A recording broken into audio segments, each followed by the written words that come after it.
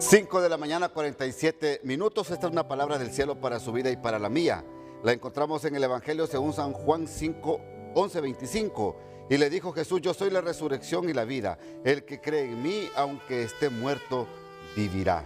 Aquí profetiza Jesucristo su segunda venida. Pero también da la oportunidad de que nosotros, los que reconocemos a Él como Señor y Salvador, tengamos la oportunidad de creer en su resurrección primeramente y también en su segunda venida. Claro, tenemos que aceptarlo como Señor y Salvador. Por eso Él dice: yo soy, dice Jesús, la resurrección y la vida. No hay salvación en ningún otro nombre. Cristo es la vida eterna para nosotros. Si Él vive en nosotros, nosotros vamos a vivir con Él, porque nos ha apartado un lugar especial en el cielo, aquí desde la tierra, si creemos en su amor eterno. Esta mañana dígale al Señor gracias, independientemente. Yo quiero morir a mi carne, yo quiero morir a mis deseos naturales y quiero que renazca el deseo espiritual de buscarte en espíritu y en verdad.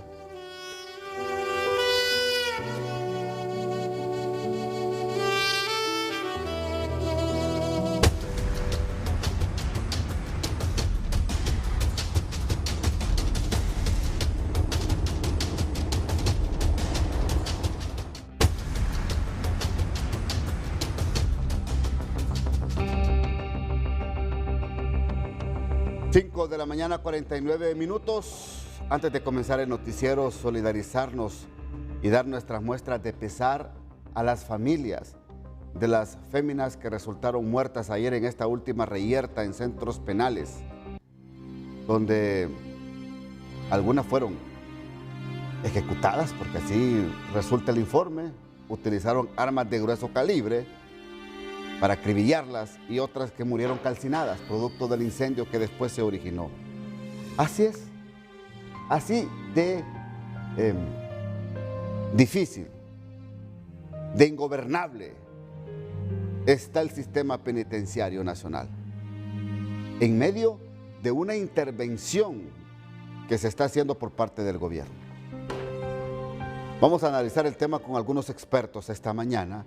Están recomendando expertos internacionales que Honduras declare emergencia nacional en el sistema penitenciario, emergencia nacional, y buscar las soluciones necesarias para traer la gobernanza, la paz y la seguridad a una población penitenciaria que, independientemente de lo que hayan cometido en el pasado, la justicia los castigó y están cumpliendo con la pena que se les fue impuesta de acuerdo a la ley y al estamento jurídico nacional. Hombre, pero son seres humanos y merecen respeto a sus derechos. Vamos a analizar el tema más adelante. Esto es lo que está pasando en vivo en las afueras del Centro de Medicina Legal y Ciencias Forenses. Ahí se encuentra Francisco Zúñiga y también el periodista Carlos Llanes. Nárrenos, Carlos, por favor, luego Francisco Zúñiga, de lo que está pasando ahí en esta zona. Buenos días.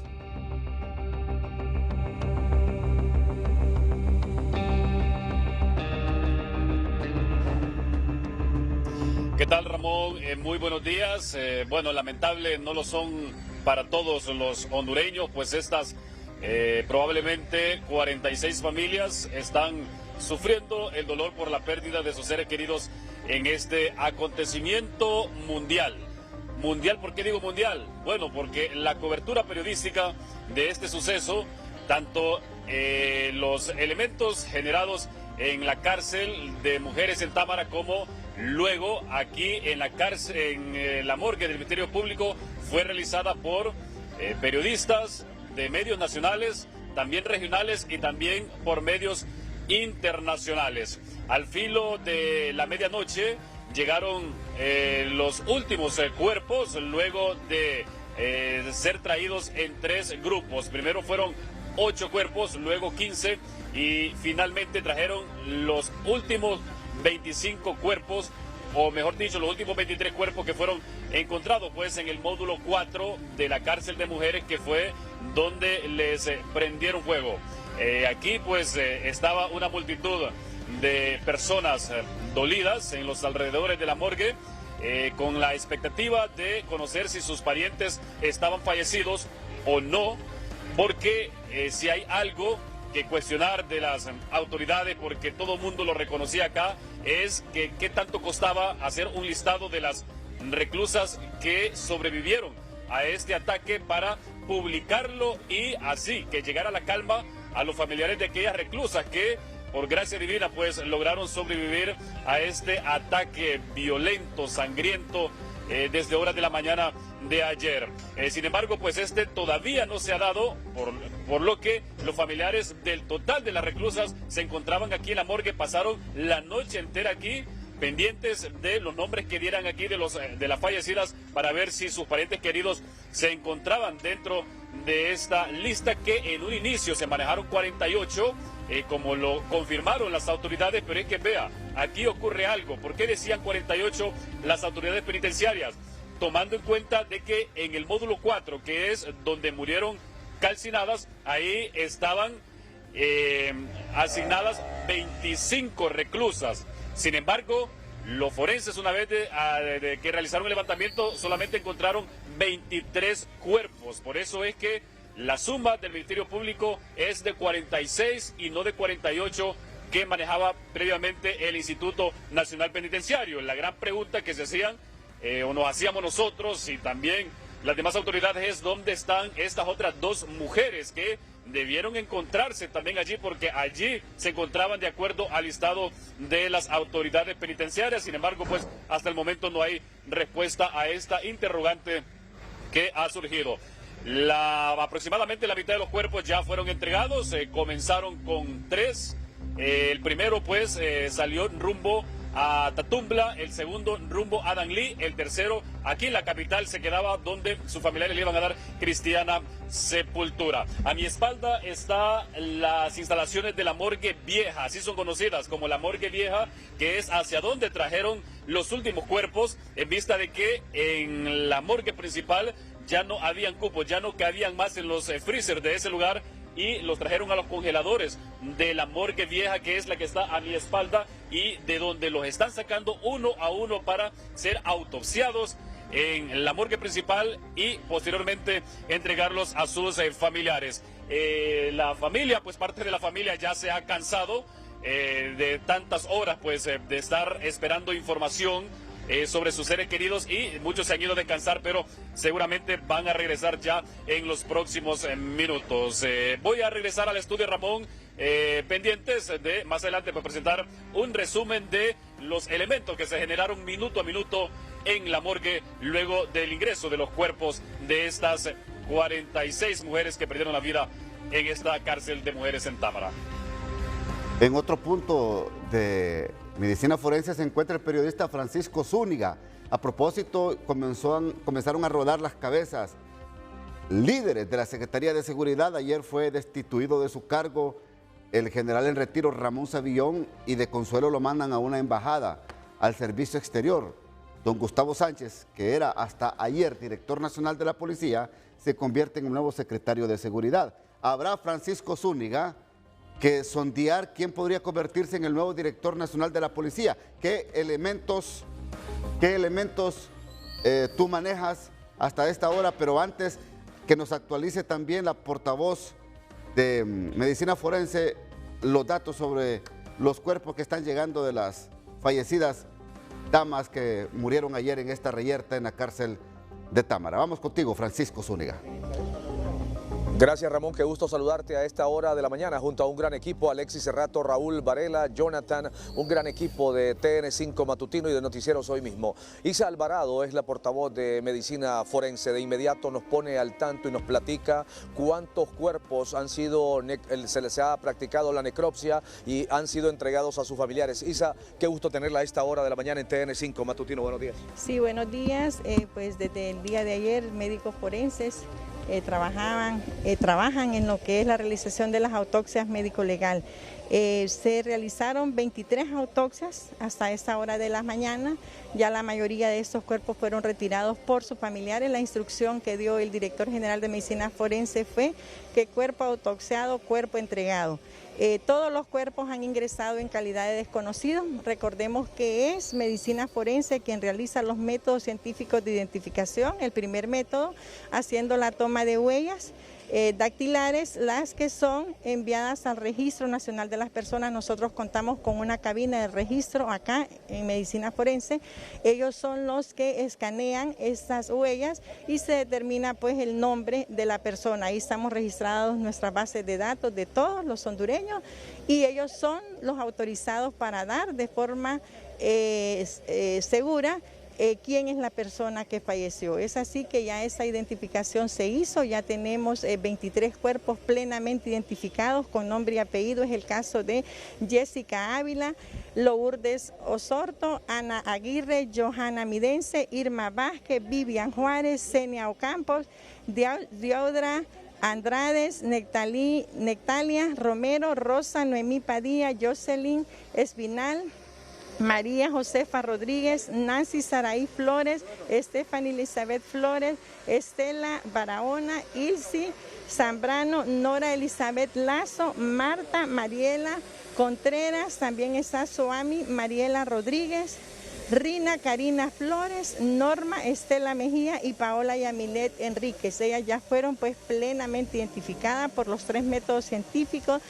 que trabaja medicina forense, que es huellas, odontograma y ADN. Ahora, Isa, a esta hora de la mañana, una vez transcurridas las horas de este incidente en el sector de Penfas, ¿cuántos son los médicos forenses que están haciendo esta labor? Porque en un tiempo récord prácticamente 23 cuerpos se les ha practicado esta necropsia, se estarían entregando entre hoy miércoles, mañana jueves, prácticamente los 46 personas serían entregadas, Isa.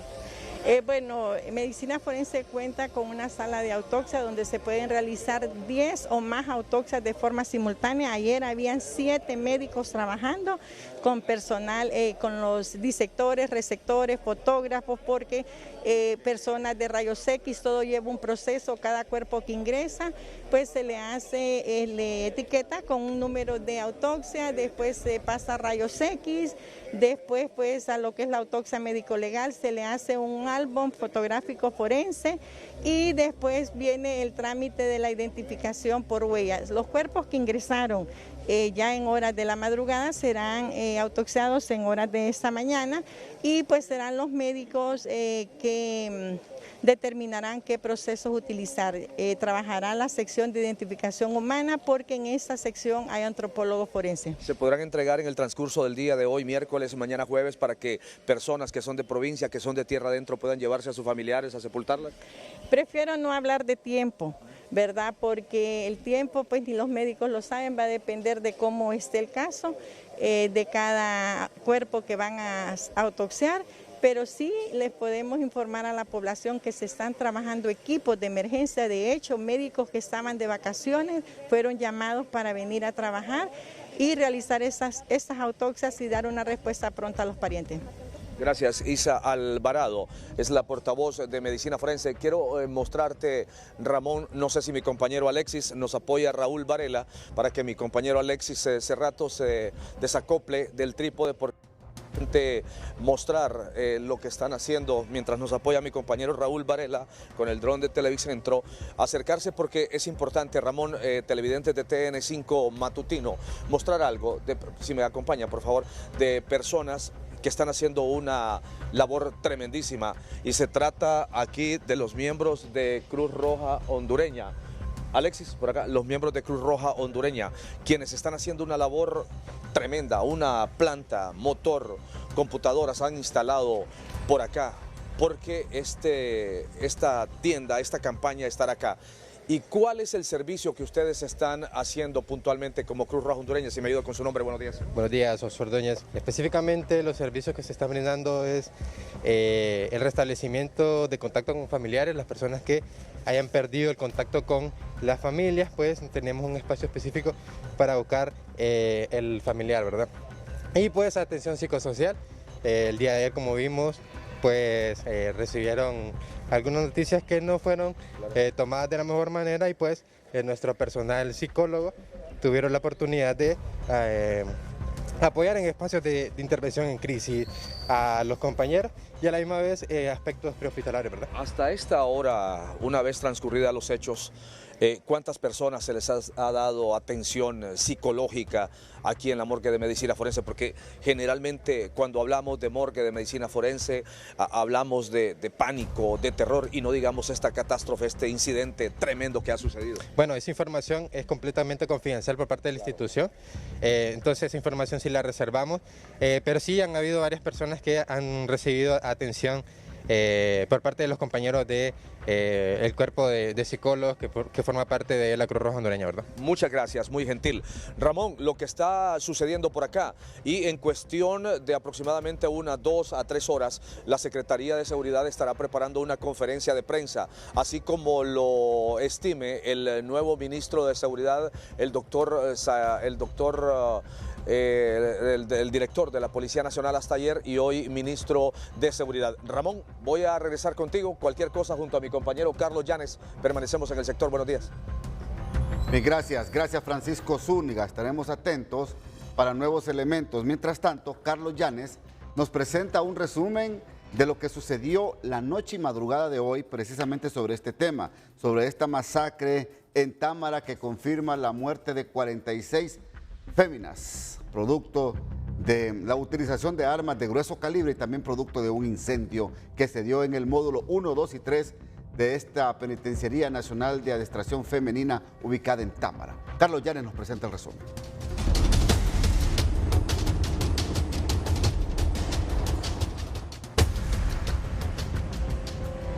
1, 2, 3 y así sucesivamente hasta llegar a 46. Fueron bajados uno a uno los cuerpos de las mujeres que bajo un hecho con pocos precedentes en el mundo perdieron la vida al interior de la cárcel femenina de Támara. Fue primero un grupo de 8 cadáveres, seguido de otro de 15 y finalmente llegaron los restantes 23 dentro de bolsas plásticas y a bordo de varios vehículos. La multitud de personas dolientes aguardó para esos momentos con la esperanza de que sus familiares no estuvieran entre las víctimas, mientras otros que ya habían confirmado la muerte de sus seres queridos, su anhelo era que se les entregara pronto los restos para darle cristiana sepultura. Los alrededores de la morgue se abarrotaron como muy pocas veces, donde los rostros desencajados por el dolor que causó la pérdida humana, sumado al cansancio por muchas horas de angustia, era lo que allí predominaba. También hubo mucho llanto repentino generado por los recuerdos que a la mente de los padres, hijos, hermanos y demás familiares de las víctimas llegaba de aquel ser querido que ya no estará más, pues aunque fuera recluida, pero con la esperanza de que algún día saliera de prisión. La mayoría de las víctimas eran madres, pues entre los lamentos de sus familiares se notaba con mayor frecuencia el pesar por las criaturas que dejaban huérfanos de madre. También muchas eran inocentes, pues su condición de procesadas y no de condenadas indicaba que aún no se les probaba la culpabilidad en el delito que les acusaban. Unas iban a salir con libertad el próximo mes, otras la semana que entra, mientras que otras tenían carta de libertad para hoy. Lamentaban algunos dolientes, quienes solo piden justicia y compasión para las sobrevivientes que continúan bajo un sistema carcelario lleno de falencias. Se anocheció con una cifra oficial de 48 víctimas, número sacado de la lista de mujeres recluidas en los módulos donde hubo muertes. Sin embargo, los equipos forenses solo encontraron 23 cuerpos de 25 que deberían haber en el módulo 4, que es donde murió el grupo calcinado.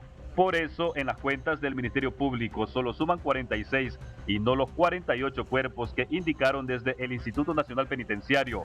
Ahora, la gran pregunta es, ¿dónde están esas otras 2 mujeres? ¿Quiénes son y cómo es que lograron escapar de una muerte segura? Pues el análisis preliminar forense indica que el grupo de las ahora occisas quemadas las encerraron bajo llave en el módulo donde dormían. Luego prendieron fuego a los colchones, sábanas, muebles y demás objetos inflamables, donde primero murieron asfixiadas para finalmente sus cuerpos calcinarse. El resto de cuerpos fueron levantados desde otras áreas del recinto carcelario, como la panadería, en una bodega, los módulos 1 y 2, también el Casa Nueva, por donde las ahora occisas corrieron pretendiendo huir de la furia violenta de sus propias compañeras las atacantes, que portaban armas blancas, pistolas y hasta piedras.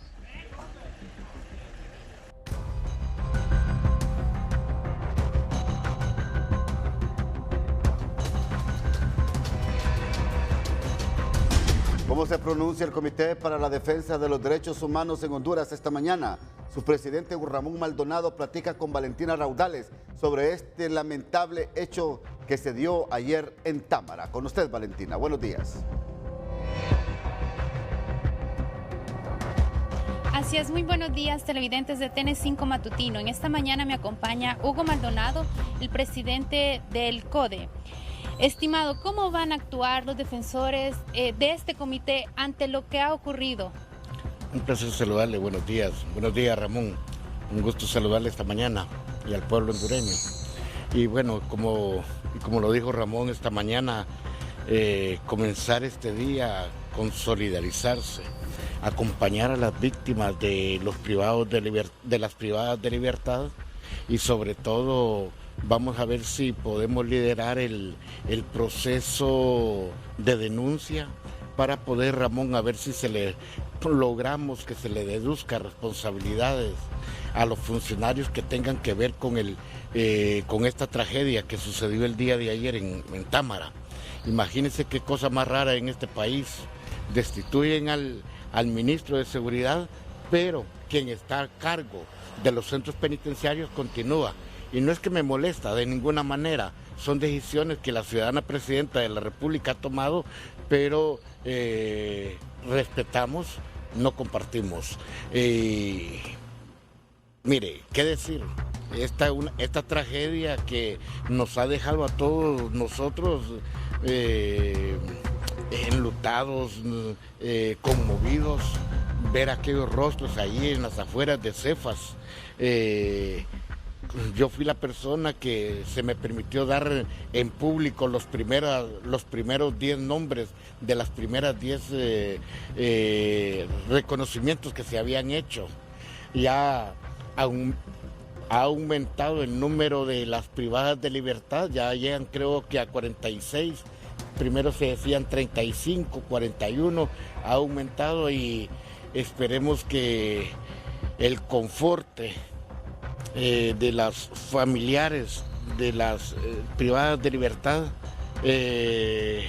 puedan asimilar esta situación, pero que el Estado de Honduras, sin duda alguna, Ramón,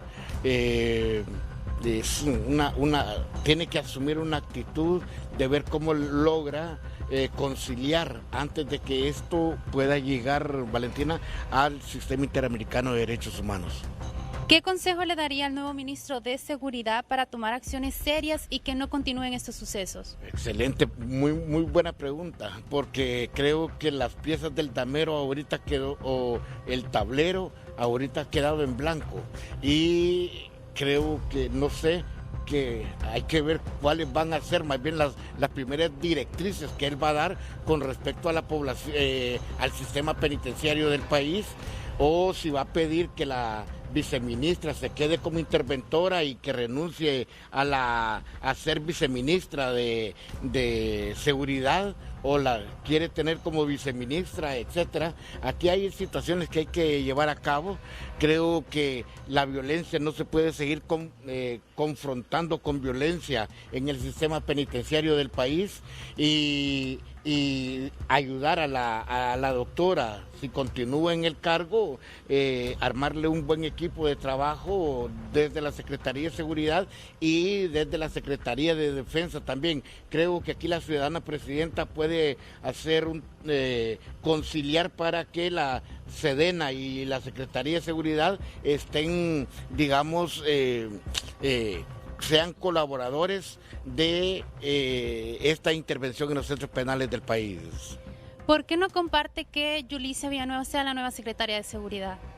No es la nueva secretaria, sino que no comparto que no haya sido separada, porque ella es responsable de esta situación de las muertes violentas que se dan en el sistema penitenciario del país. ¿Por qué considera que ella es la responsable? Bueno, ¿quién está al mando de la Junta Interventora en el sistema? Y creo, uno, Dos, que me lo diga, ahí lo van a decir en el canal. Ella debe de asumir una responsabilidad, debe de ser un poco más humilde, menos, un poco más tolerante también a la crítica y bajarle perfil a la confrontación. Independientemente que los privados de libertad sean el 48% sean sentenciados y sean delincuentes, no significa que el 52% que solo son procesados todavía no han sido vencidos en juicio y por lo consiguiente son inocentes hasta que un tribunal competente no los sentencie por el delito o el ilícito que se les sigue el proceso. Los derechos humanos piensan intervenir ante las féminas que están ilesas en el CEPAS. Claro. Mire, esa es otra buena pregunta. Nosotros vamos a ahorita que se entreguen los cuerpos, Ramón, y vamos a regresar a CEPAS. Creo que aquí hay que hacer un sanamiento. ¿Se imagina usted el estado de salud mental de cada una de ellas?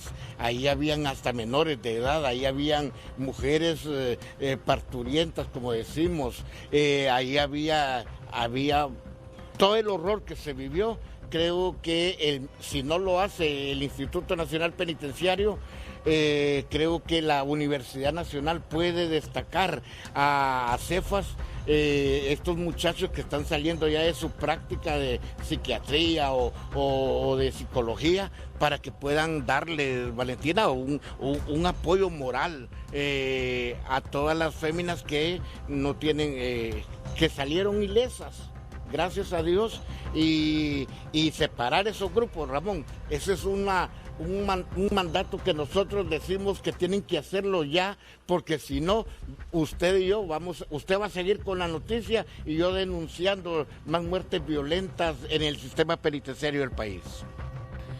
Con esta información, compañeros, retornamos a estudios. Mientras tanto, el periodista Tony Munguía platica con el excomisionado de policía Osorto Canales.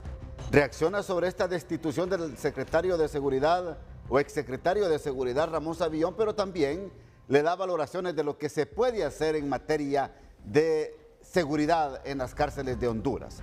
Tony Munguía.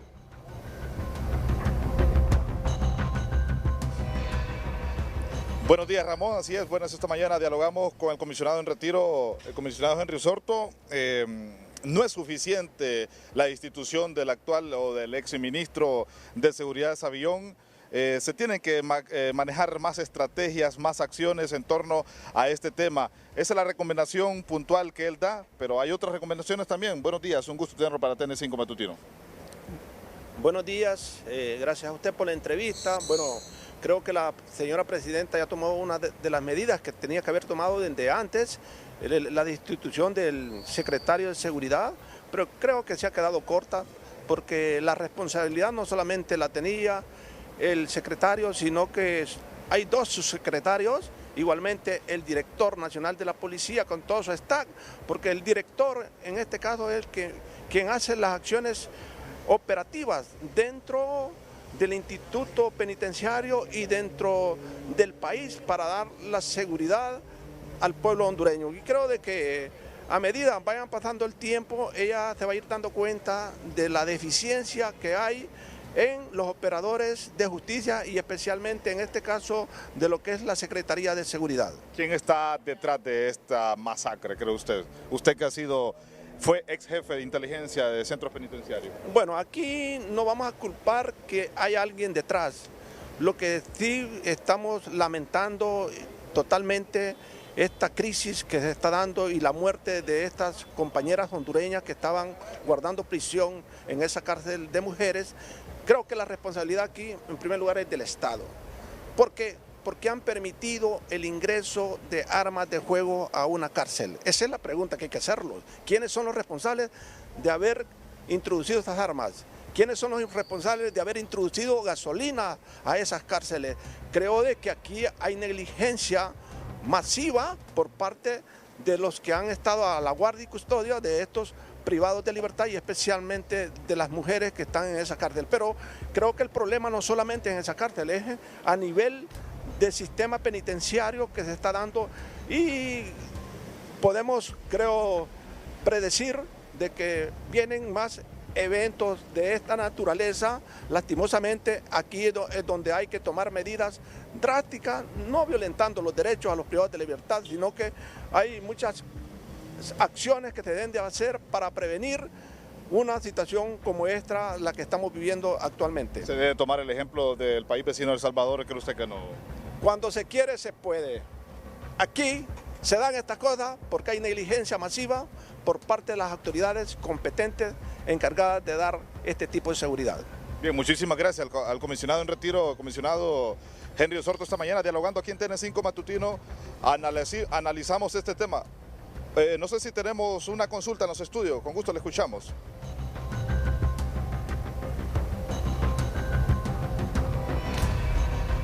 Bueno, ¿fracasó esta Junta Interventora al liderazgo de Villanueva? Totalmente, es un fracaso total. Estamos viendo esta situación que estamos viviendo, esta muerte de estas hondureñas, yo creo que hasta el momento hay más de 40 y se van a ir sumando.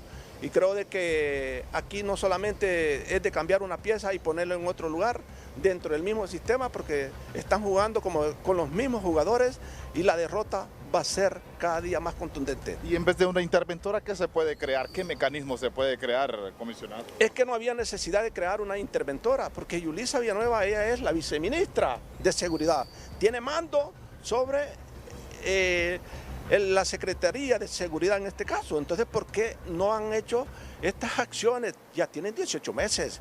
No es que no conozcan o están mal asesorados o que hay mano peluda que no los dejan accionar como tal, porque eso sucede, hay veces que eligen directores, ministros y no los dejan operar porque el político está atrás obstruyendo. Entonces ellos tienen que salir a la palestra pública porque ahorita para el pueblo los responsables de todo esto son los encargados de la seguridad. ¿Tienen que instituir a la doctora? Bueno, yo no soy quien para decir que hay que destituirla. Lo único que puedo decir es de que no ha funcionado como tal. Bueno, y se está haciendo una reestructuración de los trabajadores. ¿Cómo es que ingresan las armas en estos lugares? Bueno, esa es la pregunta. ¿Cómo ingresan? ¿Por qué ingresan? ¿Y cómo ingresan? Bueno, en primer lugar, creo de que ese es el trabajo que tienen que hacer primeramente. Y en segundo lugar, hacer una inspección minuciosa en todas las cárceles, porque no solo en las cárceles. Imagine que la cárcel de mujeres supuestamente era una de las cárceles que había mayor control, más pacífico, porque por lo general el hombre es más violento que la mujer. Y ya te imaginas en el resto de las cárceles donde hay otro tipo de personas o de delincuentes con otra tipología de delitos, entonces es aquí donde hay que ponerle ojo y esto debe ser de inmediato para evitar más muertes dentro de cualquier otra cárcel a nivel de Honduras. Muy amable, comisionado Henry Osorto, esta mañana dialogando y analizando este tema de las cárceles en nuestro país. Vámonos a una pausa comercial, venimos con más información aquí en El Matutino.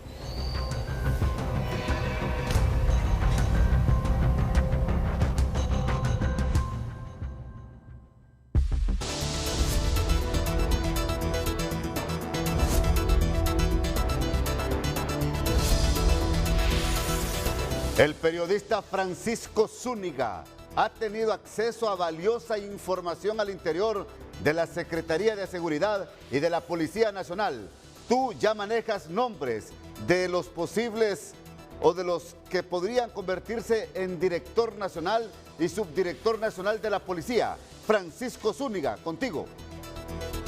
Así es, Ramón, y qué gusto saludarte de nuevo a través de la señal de TN5 Matutino. Exactamente, una vez que el doctor Gustavo Sánchez, hasta ayer director de la Policía Nacional, es nombrado como ministro de Seguridad, según la escala de la Policía Nacional y de la Secretaría de Seguridad, pero esto, Ramón, está sujeto también a que la determinación la pueda tomar la presidente Xiomara Castro Sarmiento. Y estamos hablando que el que podría ser el director de la Policía Nacional y según la escala que lleva la Secretaría de Seguridad, se trataría de don Juan Manuel Aguilar Godoy. él podría ser el director de la Policía Nacional. ¿Quién fungiría como subdirector de la Policía Nacional? En este caso le tocaría al comisionado Wilmer Torres Saavedra. Ramón, porque hay un proceso que se sigue al interior de la Secretaría de Seguridad, que el que está al segundo al mando o el segundo a bordo como subdirector de la Policía Nacional se trataría de don Juan Manuel Aguilar Godoy, también comisionado de policía. En otro aspecto, y tal como la fuente de Entero Crédito ha confiado a TN5 Matutino y a Noticieros Hoy Mismo, se trataría que esto en base a la determinación que la presidente Xiomara Castro Sarmiento estaría tomando, ya es decisión de ella. El director de la Policía Nacional podría ser el comisionado Juan Manuel Aguilar Godoy. El subdirector de la Policía Nacional, Ramón, podría tratarse del comisionado actual Wilmer Torres Saavedra, pero que como estas son determinaciones que se estarían tomando al alto mando, ahora en el caso del director Gustavo Sánchez, que hoy funge ya como ministro de Seguridad, la presidente Xiomara Castro Sarmiento estaría tomando estas determinaciones. Ramón, no sé si tienes alguna consulta. Francisco Zúñiga, hemos confirmado con autoridades de la propia Secretaría de Seguridad, sí, y en efecto, tu información sí ha sido ratificada, me lo han ratificado acá vía comunicación interna. El comisionado Juan Manuel Aguilar Godoy, ahora subdirector de la Policía Nacional, asume como director nacional de la Policía Nacional. Y el comisionado Wilmer Torres Saavedra se convierte en el subdirector de la Policía Nacional. Es decir, tu información, Francisco, es ratificada esta mañana, y además quiero decirte que los demás cargos al interior de la estructura de la Secretaría de Seguridad y en la estructura de la Policía Nacional, todos quedan ratificados en su cargo. Entre ellos, por ejemplo, el comisionado Miguel Martínez Madrid, que ahora se queda en su cargo como director de Comunicaciones Estratégicas de Seguridad. También. Francisco. Sí, Ramón, es exactamente esta información que manejamos de primera mano en Noticiero TN5 Matutino y Noticieros Hoy Mismo. El próximo director de la Policía Nacional, y esto será, me imagino, en cuestión de 24 horas, Juan Manuel Aguilar Godoy, quien venía fungiendo, tal como tú lo dices, como subdirector de la Policía Nacional, podría ya de inmediato asumir la dirección. El comisionado Wilmer Torres Saavedra sería el subdirector de la Policía Nacional, y ratificados en su cargo el comisionado de Policía José Miguel Martínez Madrid, el comisionado Miguel Pérez Suazo, el comisionado Pacheco, director actual de la Dirección Nacional de Vialidad y Transporte, entre otras direcciones, Ramón. Así que nos hemos adelantado a varios medios a través de TN5 Matutino con esta información que es de primera mano, quien ya estaría siendo nombrado como director de la Policía Nacional y subdirector. Ramón, no sé si tienes alguna consulta o estamos pendientes de lo que aquí pase en la morgue de medicina forense junto a un gran equipo, Jonathan, Alexis Cerrato y por supuesto también Raúl Varela. Francisco, el comisionado Wilmer Torres Saavedra era jefe regional del Occidente, ¿verdad?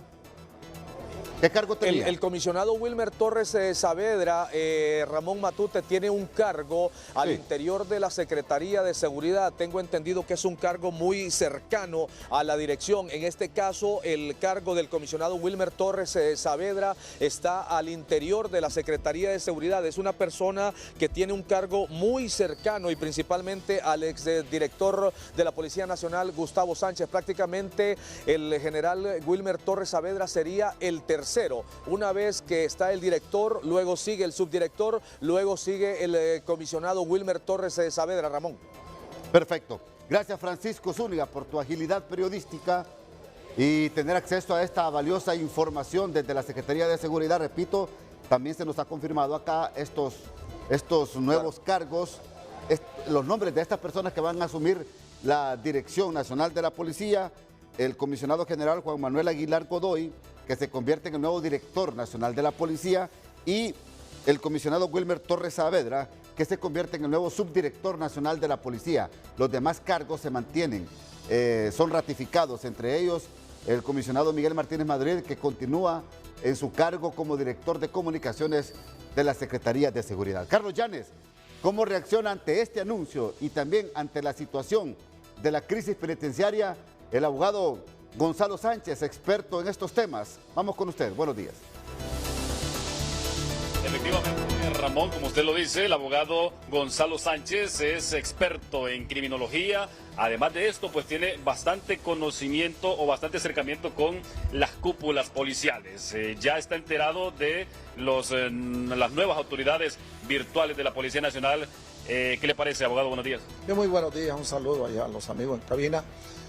Sí, efectivamente, pues ayer escuchaba la noticia del cambio que se hizo del señor ministro. La señora presidenta pues tiene la potestad de cambiar a los ministros en el momento en que ella lo estime pertinente. La verdad que pues yo creo que él venía desempeñando un buen papel, el señor ministro. Es un hombre con todas las competencias, con todo el conocimiento y un oficial de carrera. Sin embargo, lo sustituye otra persona pues con las iguales competencias, muy preparado, y considero que es un buen cambio lo que hizo la señora presidenta. En el caso del comisionado Juan Manuel Godoy, el que virtual nuevo director de la Policía Nacional, ¿qué opinión le merece? Bueno, eso queda pues a criterio de la ciudadana presidente, pero como él es el subdirector, entonces tiene que asumir inmediatamente, interinamente, el cargo de director mientras la presidente pues toma la decisión, pero lo más seguro es que él puede ser el director nacional de la policía en virtud pues que él era el subdirector. Bueno, esos nombres ya están confirmados. ¿Usted conoce a estos oficiales? ¿Qué opinión o criterio tiene sobre ellos, sobre su actuar dentro de la policía? Excelentes oficiales. Sobre todo honestos, no han sido mencionados en actos de corrupción de ninguna manera, y sobre todo pues personas académicamente muy preparados, porque el delito hay que atacarlo de manera científica. Especialmente el director nacional de la policía es un hombre que tiene hasta una licenciatura en criminología, un doctorado incluso, es un hombre hiper preparadísimo, y considero pues de que el cambio de cualquier manera es bueno, aun cuando el ministro anterior venía haciendo muy bien su trabajo. Abogado, hay analistas que consideran de que la culpa de lo que ocurrió radica en la en la Comisión Interventora de los Centros Penitenciarios, sobre todo en Yulisa Villanueva. ¿Usted considera que hay culpabilidad aquí o no? No, definitivamente no se puede culpar a la doctora Villanueva, porque ella se concentró básicamente en lo que eran los centros, en las cárceles de máxima seguridad de Ilama, del Porvenir, de Danlí, todos estos centros donde se estaba, donde era el epicentro del problema. Entonces ella empezó a trabajar allí con requisa, con búsqueda de armas, prohibía incluso muchas veces hasta las visitas. Ella comenzó muy bien, pero ¿cuál es el punto? Que ante una acción hay una reacción. Las acciones de la comisión trajo consigo de que que continúen produciendo pues muertes al interior de estos centros penitenciarios, y lo de ayer pues ella no lo esperaba, ni la ciudadanía esperábamos eso. Ella se concentró básicamente en lo que estaba afectando pues estos centros penitenciarios, pero repito, lo de ayer no, definitivamente no es culpable ella de eso. Ahora, ¿qué hacer? Si esto es reacción a la intervención, ¿qué hacer entonces? ¿Retroceder, detenerse o avanzar pese a las víctimas? Es difícil, contra el crimen organizado es muy difícil, pero no debe retroceder. Yo creo que posiblemente, tal vez con los cambios que se han dado dentro de la cúpula policial, posiblemente el gobierno de la República pueda apoyar mucho más a la Policía Nacional, porque no pueden poner de rodillas a todo un estado. Miren México lo que pasó cuando se capturó al hijo del Chapo Guzmán, que lo pusieron de rodillas al gobierno de México. Entonces en Honduras no debe pasar eso. Yo creo que esta lucha debe continuar hasta que esta situación se ponga un alto, un final. Pero hay una emergencia carcelaria no declarada, abogado, ¿se considera usted? Desde luego que la hay, es una emergencia. El gobierno yo creo que debe tomar muy en serio esto, porque si no van a continuar las muertes, van a continuar este problema. Se dice, ¿verdad?, a grandes voces de que estas personas son las que gobiernan dentro de los centros penitenciarios. Entonces eso no puede ser. Yo creo que esto debe tener el control básicamente el Estado y la seguridad de Honduras. Sí, lo que ocurrió en la cárcel de mujeres fue porque era un punto débil, como represalia a lo que está ocurriendo en las otras cárceles.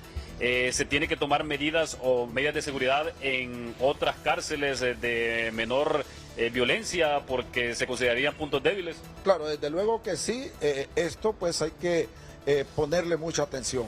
porque si se dio en esta cárcel de mujeres puede darse en cualquier otro presidio. Entonces yo creo que no solo concentrarse donde es el epicentro de las cárceles de máxima seguridad, sino en otros centros penitenciarios, porque de repente pudiera haber otra reyerta parecida a la que se dio lamentablemente el día de ayer.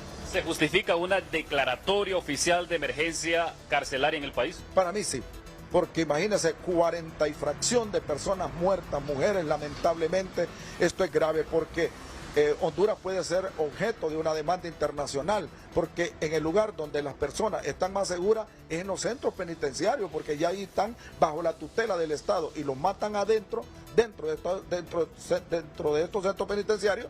Entonces el Estado puede ser objeto de una demanda. Se creía de que las mujeres no eran tan violentas como los varones, y lo que ocurrió ahí, ¿cómo usted lo interpreta? Bueno, el problema, recuerde que allí hay privadas de libertad que pertenecen a estructuras. Entonces esto continúa. Entonces pudiera ser para mí en lo personal como una reacción ante las acciones que ha tenido la Junta. Entonces de repente planificaron crear este problema allí en Cefas, donde menos se imaginó ni la población, ni la ministra, ni las mismas autoridades de que ahí podía darse ese problema. Posiblemente sea una reacción ante las acciones tomadas por la Junta. El experto en criminología, abogado Gonzalo Sánchez, participando esta mañana para TN5 Matutino. Voy al estudio. Gracias, Carlos Llanes.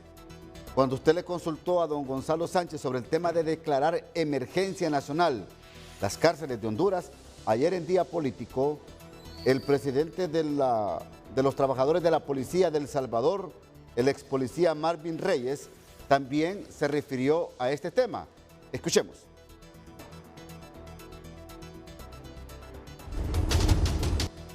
En El Salvador, ¿cómo se hizo? Primero, se hizo una depuración de los agentes custodios. Fueron despedidos una cantidad importante de custodios, de agentes y de jefes también de ellos, así como personal administrativo que en alguna medida habían colaborado con los reos, ¿verdad? Con los privados de libertad, dejándoles pasar diversas cosas, ¿verdad? Ilícitos de todo tipo. En El Salvador lo único que no ingresó a los penales fueron armas, ¿verdad? Pero de ahí ingresaba droga, ingresaba licor, sí, cigarros, etc. Entonces eso se cortó, empezando por el adiestramiento de los agentes penitenciarios, ¿verdad? Aquí hay una escuela penitenciaria que es la que instruye a los agentes que van a estar diseminados en todos los centros penitenciarios del país, y ahí se les instruye y se les forma de tal manera que no sean tentados por la corrupción, que no sean tentados por ningún delincuente, que tiene unas condiciones extremas para reos sumamente peligrosos, cabecillas de pandillas, jefes de bandas de narcotraficantes, jefes de bandas de secuestradores, etcétera. Esos van ahí. Y en este gobierno del presidente Nayib Bukele se construyó un centro penal gigantesco en el departamento de San Vicente para albergar a 40,000 pandilleros de los más peligrosos que están ya recluidos en los diferentes penales. Ya hay una cantidad importante porque se van trasladando poco a poco para poner a prueba el sistema de esa cárcel, de esa megacárcel que se construyó, y que ahí los privados de libertad no tienen absolutamente ningún privilegio. Okay. Ahí no tienen visitas ni nada. Bien, es lo que dijo Marvin Reyes ayer en Día Político por TSI. Él es el presidente de los trabajadores de la policía, un ex policía que también participó en su asesoría, por supuesto, en este tema de control de cárceles en la hermana República de El Salvador. Vamos con noticias de impacto esta mañana en el matutino. Noticia de impacto en el matutino.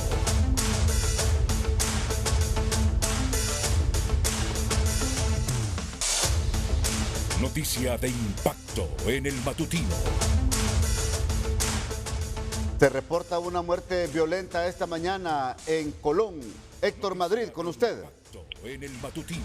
Buen día, Ramón. Como siempre, somos primeros con la noticia y esto es en la entrada al desvío a la comunidad de Paguales, en el municipio de Sabá, departamento de Colón, Ramón, en donde han encontrado una dama muerta. Hasta el momento no ha sido identificada, ya que la policía tampoco aún ha llegado al lugar de la escena.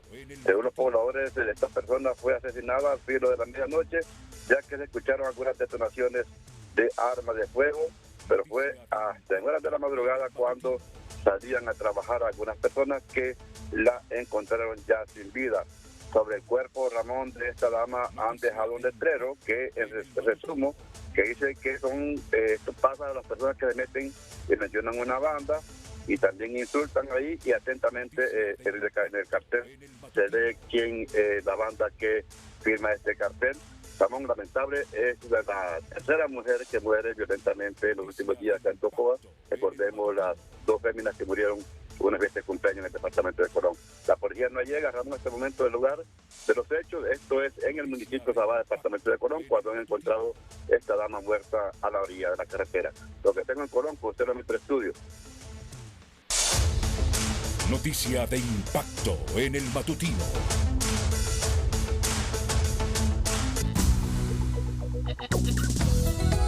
El Congreso Nacional de la República no descarta llamar a sesión extraordinaria en los próximos días para aprobar leyes en materia de seguridad.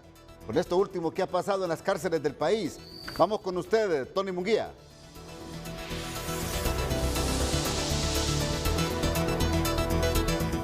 Con el vicepresidente del Congreso Nacional, Racel Antonio Tomé, que dialogamos esta mañana, no descartan cualquier sesión que se convoque sobre este tema y cualquier apoyo que requiera la presidenta Xiomara Castro de Zelaya. Muy buenos días, Tony, y todo el auditorio de este Canal 5 en la mañana. Quiero decir que para nosotros, como Junta Directiva, estamos muy atentos, muy pendientes. En cualquier momento puede surgir una convocatoria, una sesión extraordinaria si necesita el respaldo del Congreso la Presidenta de la República en este tema que ha generado toda una solidaridad del pueblo hondureño ante este hecho violento de muertes en el centro Cefas, en la Penitenciaría Nacional Femenina, y por supuesto las decisiones que la Presidenta está tomando, sustentada en la información que tiene ella como primera mandataria en el Poder Ejecutivo. Ahora bien, dialogamos extra cámara, abogado. La presidenta tiene que tomar ejemplo de El Salvador, algunos ejemplos. Bueno, la política de seguridad de El Salvador ha tenido aciertos y ha tenido que venirla reconstruyendo el presidente Bukele, pero en el tema de la gobernanza de las cárceles él las tiene bajo control, y este es un tema que se está construyendo en el país. Era muy prematuro evaluar a la viceministra Yulisa Villanueva, tiene un par de meses de estar conduciendo como comisión interventora. Ya el exministro, porque ayer tomó la decisión la presidenta de nombrar al nuevo ministro, el general Sánchez, pues la presidenta hizo una valoración de todo este tema en seguridad, y así fue la decisión que tomó en base a la atribución constitucional que ella tiene de nombrar a su equipo de colaboradores. Yo creo que este tema de seguridad ya tomó decisiones, creo que también tiene que tomar temas en otras secretarías. Hay secretarías que hace tiempos están generándole un lastre y le están generando un desgaste a nuestro gobierno. ¿Qué secretaría? Bueno, tenés el caso de la Secretaría de Educación, que hay un reclamo de todos los docentes a nivel nacional, que hace meses están planteando que debería ser un objeto de una remoción, en este caso del secretario Esponda, no ha tomado la determinación que se planteó, que era la refundación de la educación, y así otras, pero pongo estos ejemplos que son los que más desgaste le está llevando al gobierno del Partido Libre y la presidenta Xiomara. Ahora bien, ¿qué leyes se pueden crear o qué leyes se pueden reformar dentro del Congreso? El Congreso está para aprobar todas las leyes que ocupe la presidenta de la República, toda la legislación que ella necesite. En este caso nosotros ya tenemos leyes como el fortalecimiento del Instituto Nacional de Ciencia Forense, yo la presenté. Tenemos una ley que es el de esto que es importante, la identificación de los privados de libertad, sobre la identificación ADN, identificación forense, que les ayuda para el reconocimiento, y que en casos como estos es rápido identificar a cada una de las privadas de libertad. También está esta iniciativa presentada que ha venido siendo trabajado por la Secretaría de Seguridad, en este caso por la compañera viceministra Yulisa Villanueva, con ella la trabajamos, y está presentada en el Pleno del Congreso. Y después del dictamen yo creo que vamos a aprobarlas. Bien, muchísimas gracias. Así reacciona el abogado Racel Antonio Tomé, vicepresidente del Congreso Nacional de Honduras. Con ustedes, buenos días. Bueno, el vicepresidente del Congreso Nacional de la República, Racel Antonio Tomé Flores, le está pidiendo a la presidenta de la República que destituya de su cargo como secretario de Salud al profesor Daniel Esponda. Dice que no ha reaccionado ni ha tomado en cuenta algunos puntos importantes en materia de educación, como también otras secretarías de Estado que deben de existir remociones, dice don Racel Antonio Tomé Flores aquí en el Matutino. Hasta aquí el noticiero. Que pase usted un feliz día.